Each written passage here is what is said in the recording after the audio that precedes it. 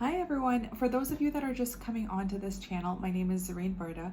So glad to have you here. Definitely remember to like and subscribe to my channel for being able to access all the videos. We come out with new videos every Monday, sometimes more than once a week, depending on the occasion if there's something new coming up. But definitely it's once a week on Mondays. So today's topic that I'd like to talk about is intentions. So when you are entering into a yoga class, either in person or online, typically you're asked to set an intention at the beginning of practice. I'd love to hear how many of you have actually been to practices where they may not ask you to set intentions. This is where I definitely recommend, when you are getting into the practice, when you are taking a seat and you're getting grounded, just close your eyes for a moment, set an intention for your practice, because this is something that is so mindful for us to be doing. So the reason why you want to be setting intentions is that intentions are desires that we set in motion with the thoughts we think, the words we speak, and the actions we take.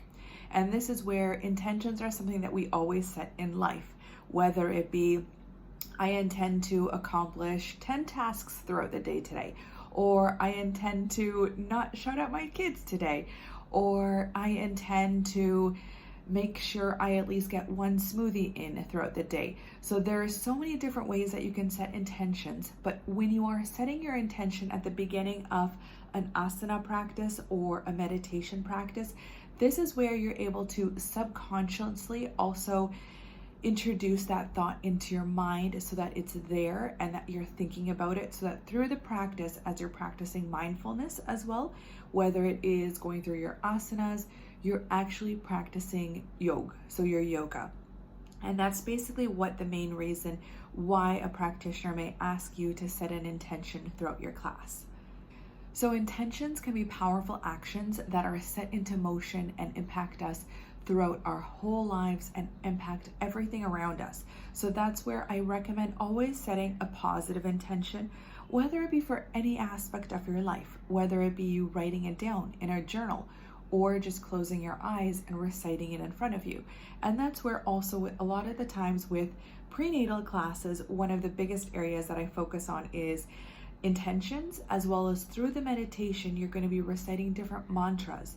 You're going to be reciting different statements you're going to be having affirmations that you're going to be saying, because as you start saying these to yourself, whether or not you begin to believe them, is that you're still reciting them, and then over a period of time they will be subconsciously also integrated into your thought process. So that is where that intention is actually able to be played out into your world and your day. So I definitely recommend setting that intention.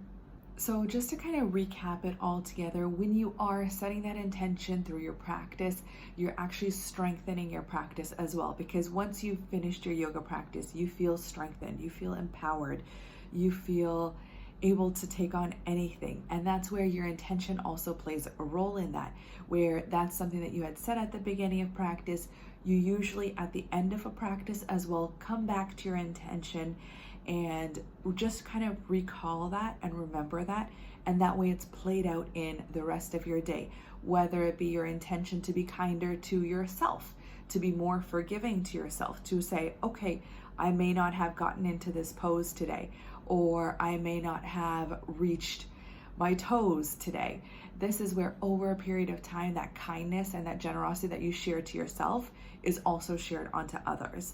So I hope you guys definitely recommend setting intentions to anyone else that's being participating in yoga classes, and I hope to see you guys soon in any of the yoga classes that I'm teaching.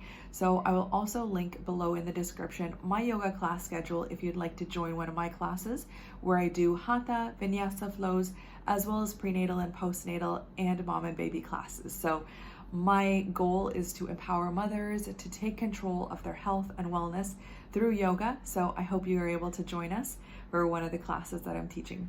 Take care.